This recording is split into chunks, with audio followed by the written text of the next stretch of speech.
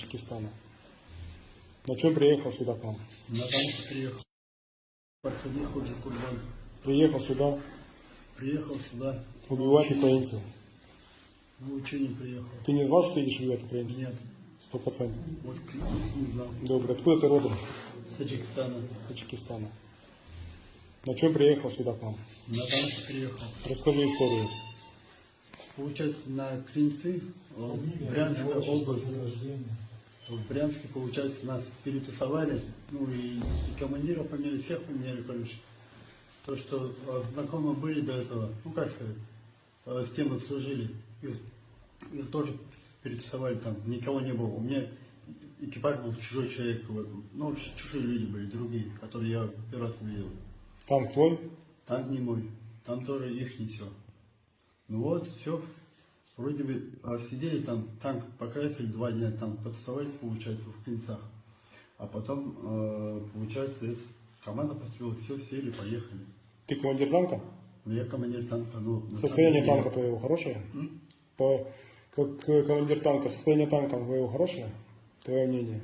Мое мнение нет, потому что это танк, который выехал, он сломался. Ну и расскажи дальше, как дальше по Украине покатался. Ну как, ночью постоянно катались, получается. Катались ночью, а днем где были? Днем просто в лесу где-то находились. Прятались? Возможно. Ну, получается так, да, прятались. Прятались, да? Да. Сюда как переправились? Через паром? Ну, не знаю, как. Ну, ночью вы приезжали? Сюда. Ну, речку переехали, вы через Брянскую область? Я вот спал в это время, в Ратибу, не знаю, как это было, потому что она говорит, тоже на рычаге. Я не был один на рычаге, он тоже. Ты в боях участвовал? Нет, Ни разу не выстрелил там? вообще не разу. Это точно. Это точно. То есть еще на твоих руках, надеюсь, украинской крови нет, да? Нет. Добре. Ну ты же прекрасно понимаешь, что вас Путин завернул в войну, которая называется... Нет, ну нас отправили на учение якобы, но никто... Ну а вы попали на войну, чтобы убивать украинцев, получается. То есть вы новые фашисты.